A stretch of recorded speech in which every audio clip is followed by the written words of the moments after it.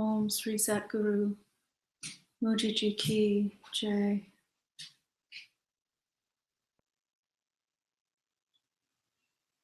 Om Sri Satguru Nantaji Ki Jai.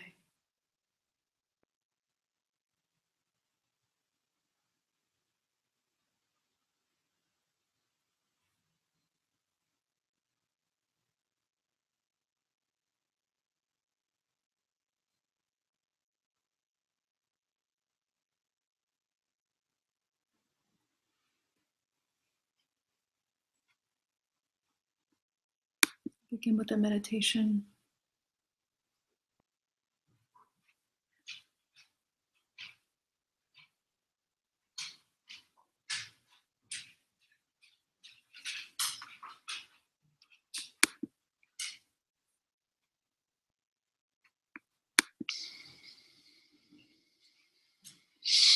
Let us just settle ourselves for a moment again and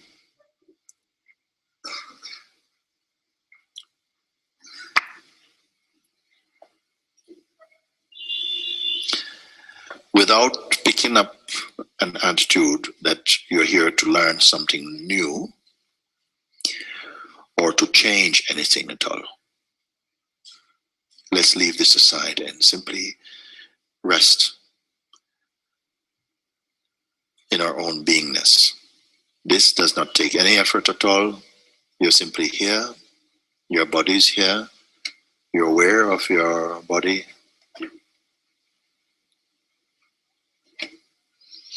Everything inside is functioning naturally according to its own law. It needs no intervention, no help. Senses are functioning by themselves like this. Be aware of this, you see. You are not your senses, although you are aware of both sense objects, sensations, the senses you can discern. This takes no effort for you. We're simply here.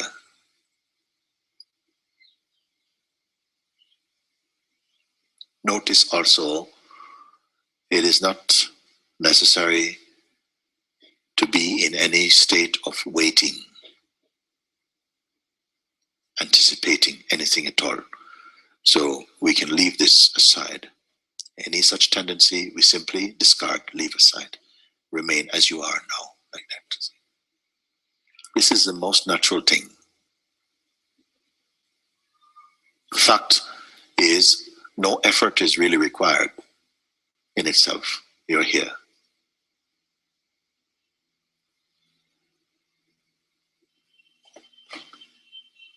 Not waiting. So therefore, the idea or concept of what's next, what is coming, you need not be concerned about that. Nothing is coming. Only an unfolding.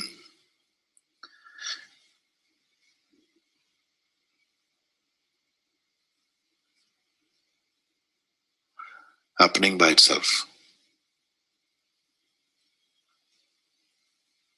Occurring to the presence, the sense I am. The sense of existence in you. This is a very natural thing.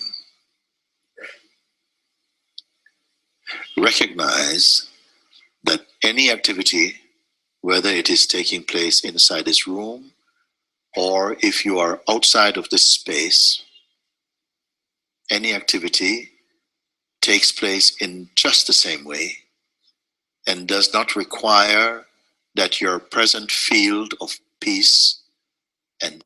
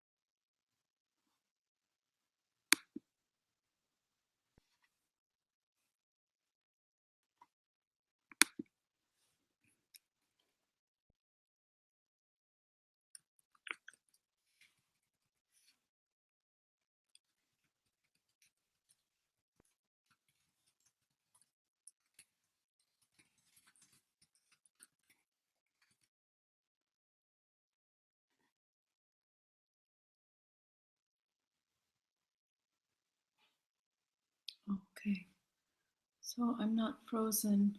You can hear me?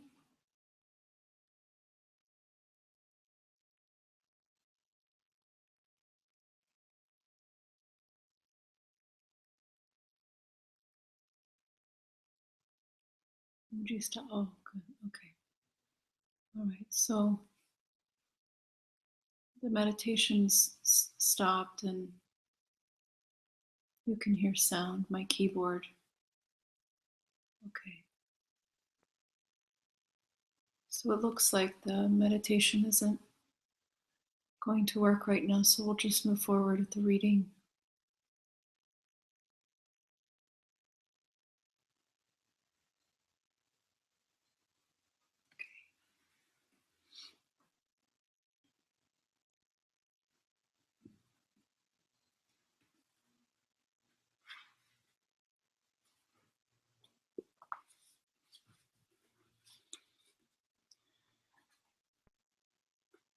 Chapter 35.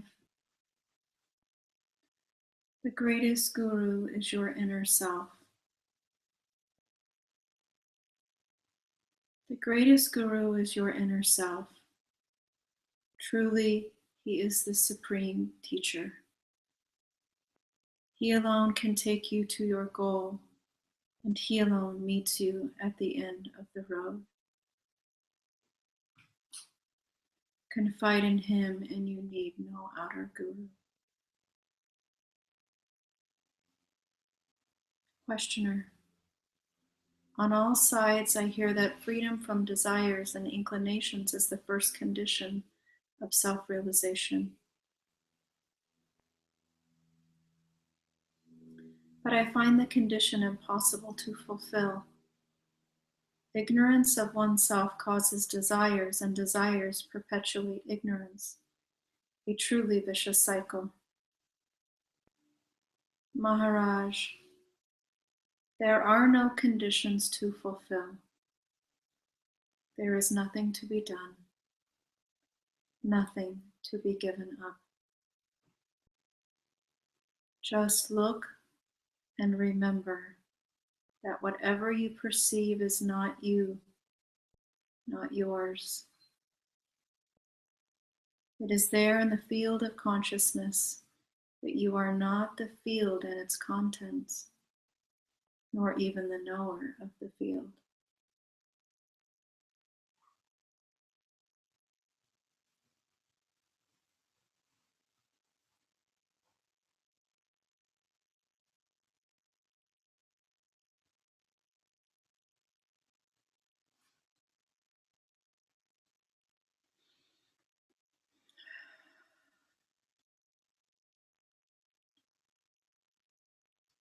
It is your idea that you have to do things that enable you in the result of your efforts, the motive, the desire, the failure to achieve, the sense of frustration. All this holds you back. Simply look at whatever happens and know that you are beyond it.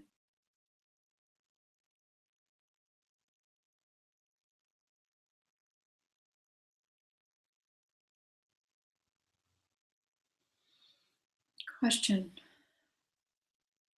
Does it mean I should abstain from doing anything? Maharaj, you cannot. What goes on must go on. If you stop suddenly, you will crash. Questioner, is it a matter of the known and the knower becoming one? Maharaj, both are ideas in the mind and words that express them. There is no self in them. The self is neither between nor beyond. To look for it on the mental level is futile. Stop searching and see. It is here and now. It is that I am you know so well. All you need to do is to cease taking yourself to be within the field of consciousness. Unless you have already considered these matters carefully, listening to me once will not do. Forget your past experiences and achievements and stand naked, exposed to the winds and rains of life, and you will have a chance.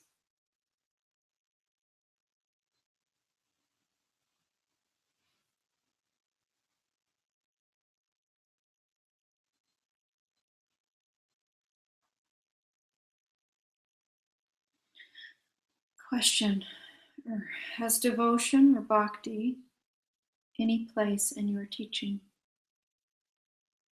Maharaj: when you are not well, you go to a physician who tells you what is wrong and what the remedy is. If you have confidence in him, it makes things simple.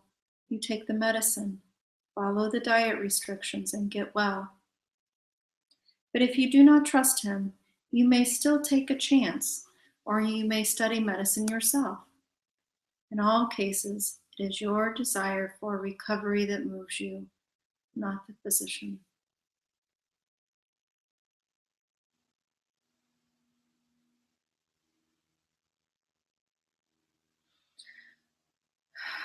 Without trust, there is no peace. You always trust somebody or other. It may be your mother or your wife. Of all the people, the knower of the self, the liberated man, is the most trustworthy. But merely to trust is not enough. You must also desire. Without desire for freedom, of what use is the confidence that you can acquire freedom? Desire and confidence must go together. The stronger your desire, the easier comes the help. The greatest guru is helpless as long as the disciple is not eager to learn.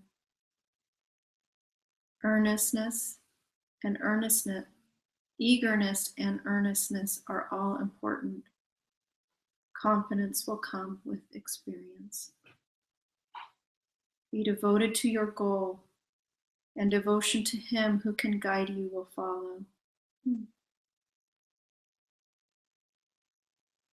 If your desire and confidence are strong, they will operate and take you to your goal, for you will not cause delay by hesitation and compromise. The greatest guru is your inner self. Truly, he is the supreme teacher. He alone can take you to your goal, and he alone meets you at the end of the road. Confide in him, and you need no outer guru. But again, you must have the strong desire to find him and do nothing that will create obstacles and delays. And do not waste energy and time on regrets. Learn from your mistakes and do not repeat them. Questioner: if you do not mind my asking a personal question, Maharaj. Yes, go ahead. Questioner: I see you sitting on an antelope skin. How do you reconcile that with non-violence? Maharaj: all my working life I was a cigarette maker, helping people spoil their health. And in front of my door, the municipality has put up a public lavatory, spoiling my health. In this violent world, how can one keep away from violence of some kind or other? Questioner: surely all avoidable violence should be avoided. And yet in India, every holy man has a tiger, lion, or leopard or antelope skin to sit on. Maharaj: maybe because no plastics were available in ancient times and a skin was best to keep the damp away.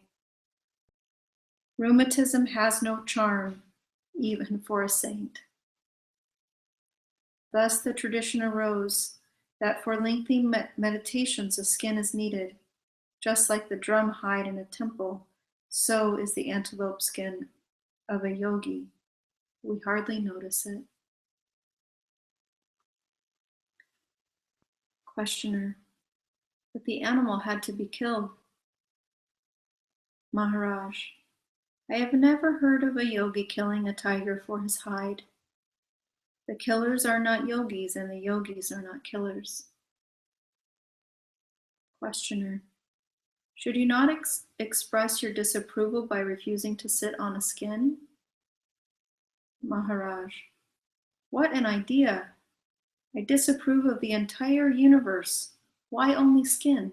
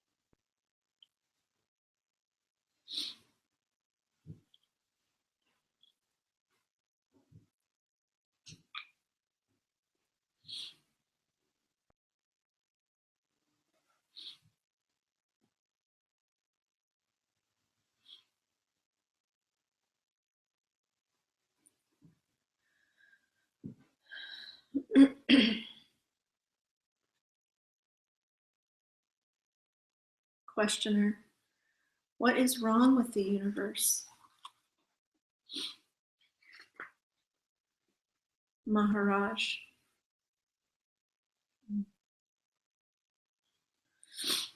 forgetting yourself is the greatest injury.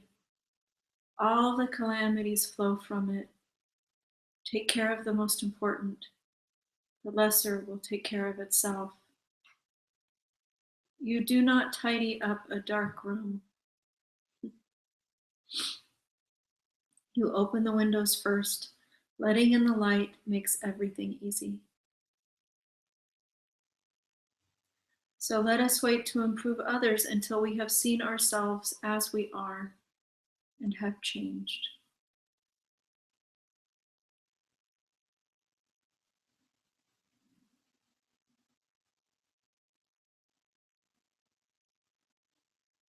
There is no need to run around and around in endless questioning. Find yourself and everything will fall into its proper place.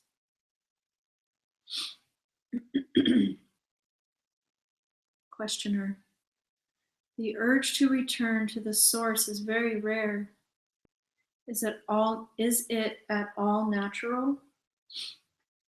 Maharaj, outgoing is natural in the beginning, ingoing in the end. But in reality, the two are one, just like breathing in and out are one.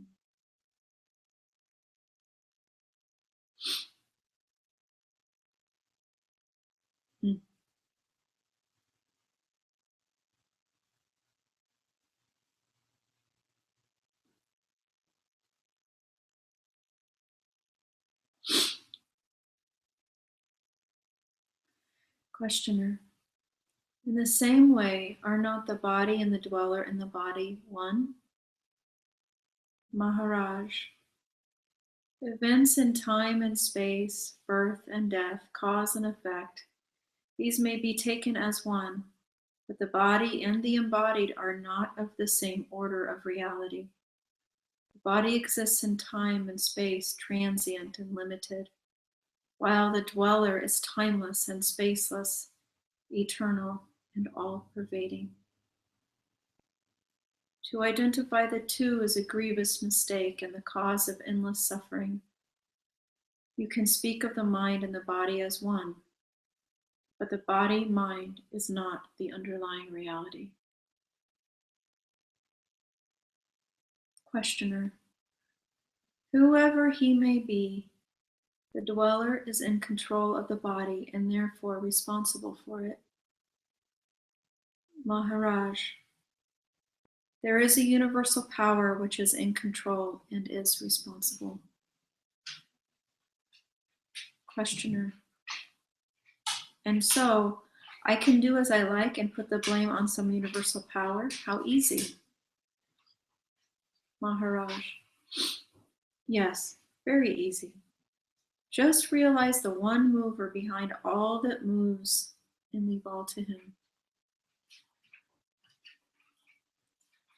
If you do not hesitate or cheat, this is the shortest way to reality. Stand without desire and fear, relinquishing all control and all responsibility. I'm going to read that again. Just realize the one mover behind all that moves and leave all to him. If you do not hesitate or cheat, this is the shortest way to reality. Stand without desire and fear, relinquishing all control and all responsibility.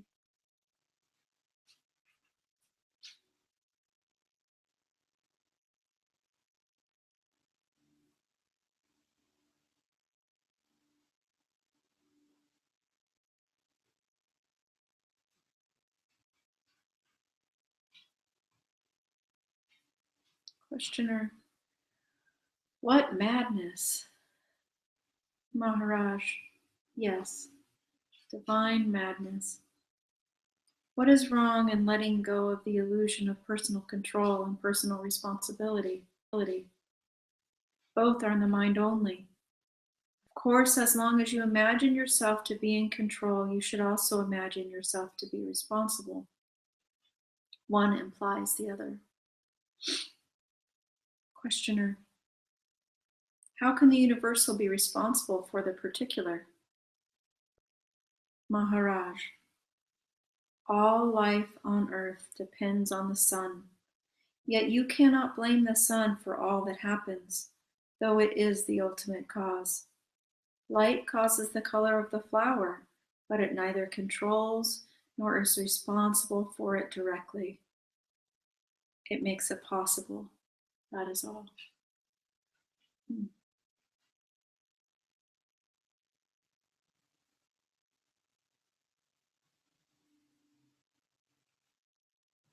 Read that again. All life on earth depends on the sun, yet you cannot blame the sun for all that happens, though it is the ultimate cause. Light causes the color of the flower, but it neither controls nor is responsible for it directly. It makes it possible, that is all.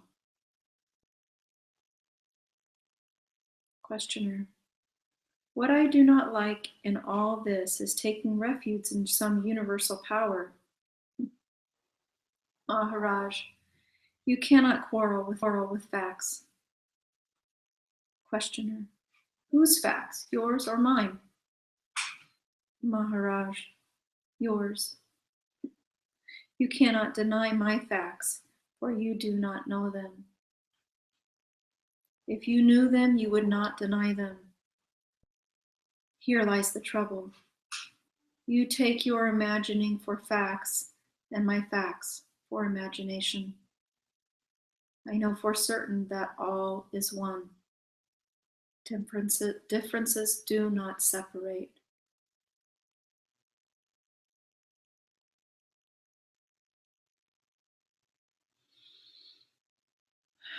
Either you are responsible for nothing or for everything.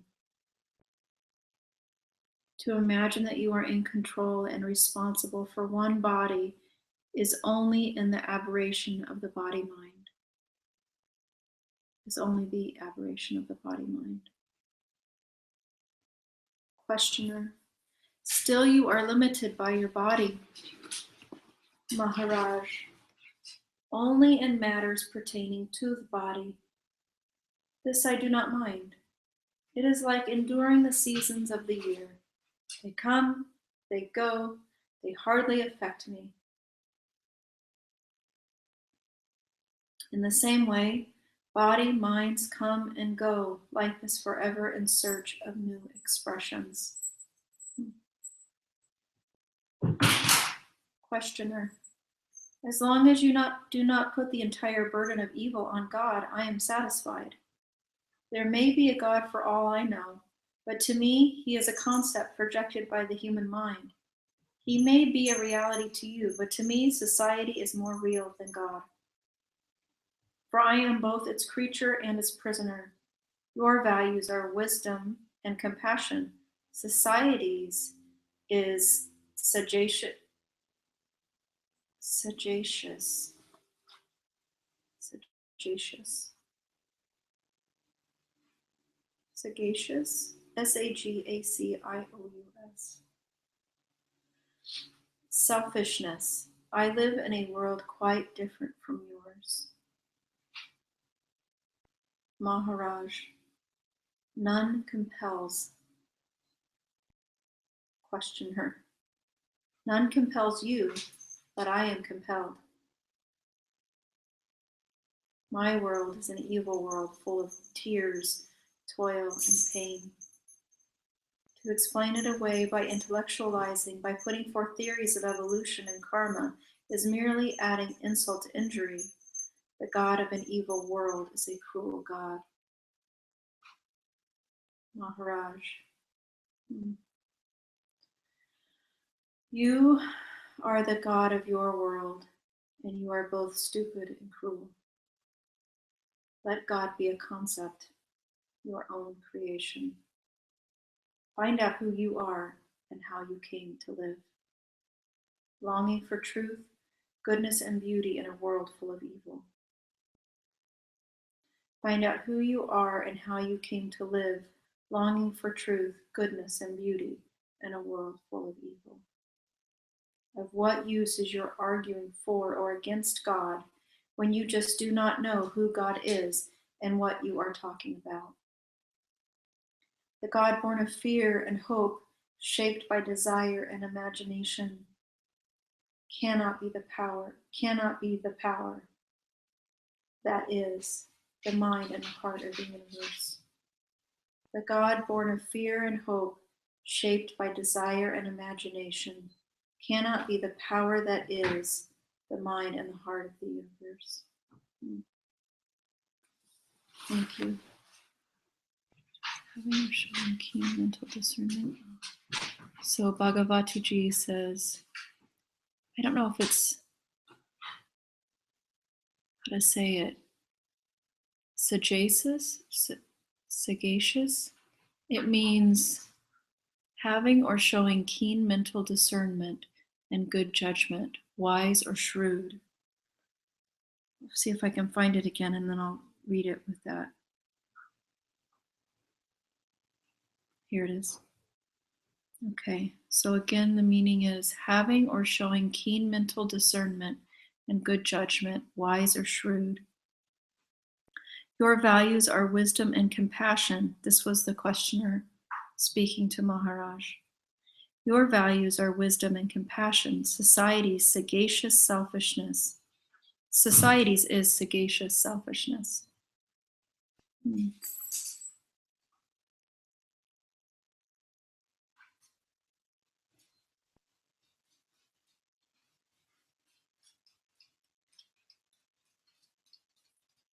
talking about God, and he says, the questioner is saying that God may be a reality to you, but to me, society is more real than God. I am both its creature and its prisoner. Your values are wisdom and compassion. Society's is sagacious selfishness.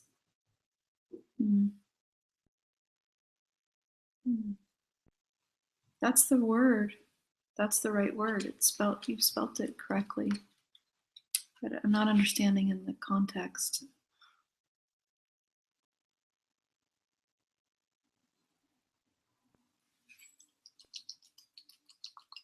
Okay, we'll move on.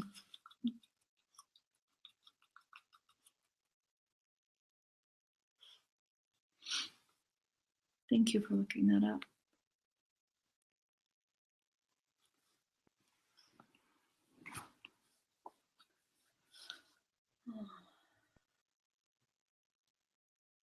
I remember Nantaji saying that that this book and other works of or other writings or recordings of Sri Nisargadatta were transcribed, and it was very hard for them to find a way to transcribe them properly because of I can't remember if it was because of his dialect or nonetheless I remember Anantaji saying that he had noticed sometimes in reading these works that some things didn't seem consistent. So I wonder if that's part of it. That word, anyways. Maharaj, when I say I am free, I merely state a fact. If you aren't,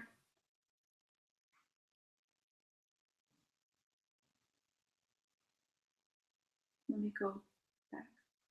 Questioner, I agree that the world I live in and the God I believe in are both creatures of my imagination. But in what way are they created by desire? Why do I imagine a world so painful and a God so indifferent? What is wrong with me that I should torture myself so cruelly? The enlightened man comes and tells me, it is but a dream and put an end to it. But is he not himself a part of the dream? I find myself trapped and I see no way out. You say you are free. Of what are you free? For heaven's sake, don't feed me on words. Enlighten me, help me to wake up, since it is you who sees me tossing in my sleep. Maharaj, when I say I am free, I merely state a fact. If you are an adult, you are free from infancy. I am free from all description and identification. Whatever you may hear, see, or think of, I am not that. I am free from being a precept or a concept. I'll read that again. When I say I am free, I merely state a fact. If you are an adult, you are free from infancy. I am free from all description and identification. Whatever you may hear, see, or think of, I am not that. I am free from being a precept or a concept.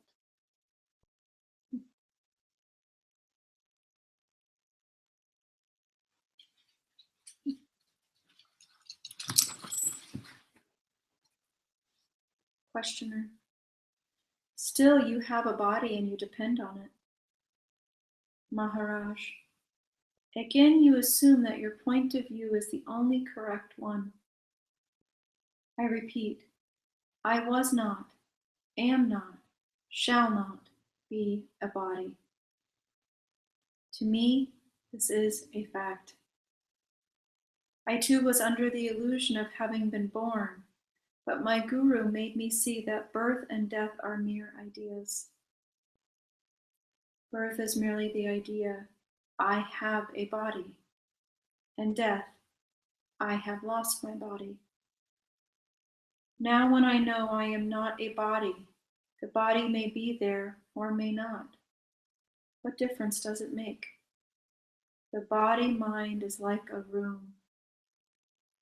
It is there, but I need not live in it all the time.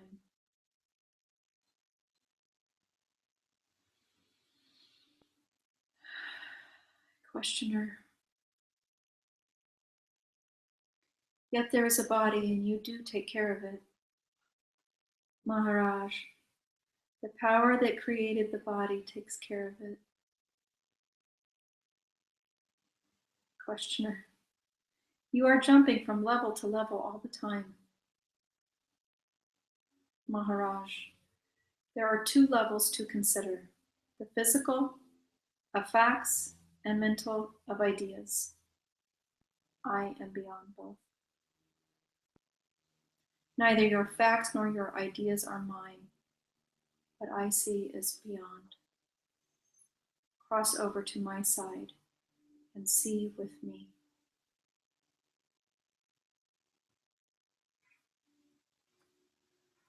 Questioner. What I want to say is very simple. As long as I believe I am the body, I must not say, God will look after my body. God will not. He will let it starve, sicken, and die. Maharaj, what else do you expect from a mere body?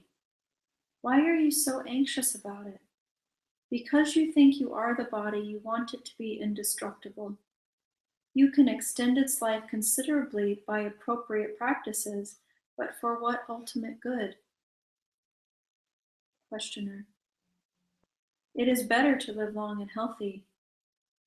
It gives us a chance to avoid the mistakes of childhood and youth, the frustrations of adulthood, the miseries and imbecility of old age. Maharaj, by all means live long. But you are not the master.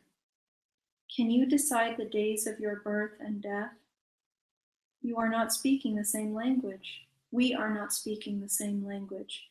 Yours is a make-believe talk. All hangs on suppositions and assumptions. You speak with assurance about things you are not sure of. Questioner. Therefore I am here. Maharaj.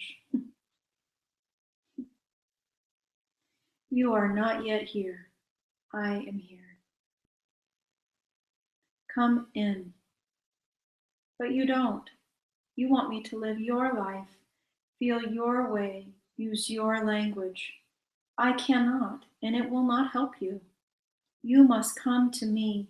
Words are of the mind, and the mind obscures and distorts. Hence the absolute need to go beyond words and move over to my side. Questioner. Take me over.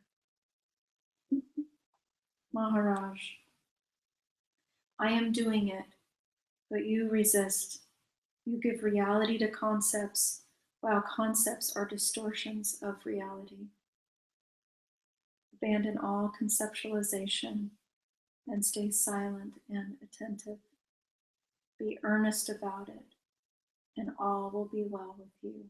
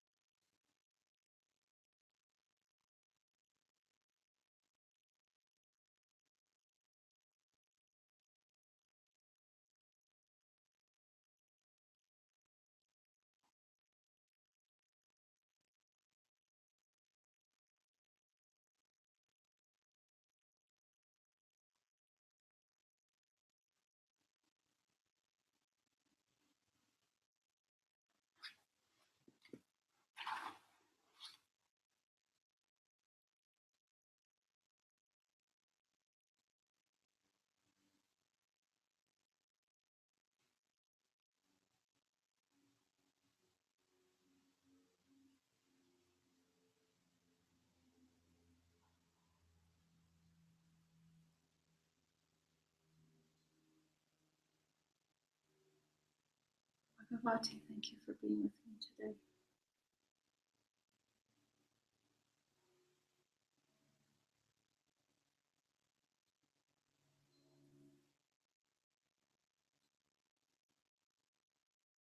Om Sri Satguru Mujiji Ki Jai.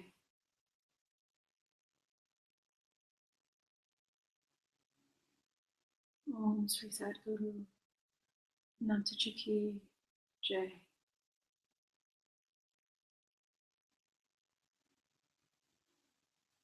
Nisargadatta Ki Jai.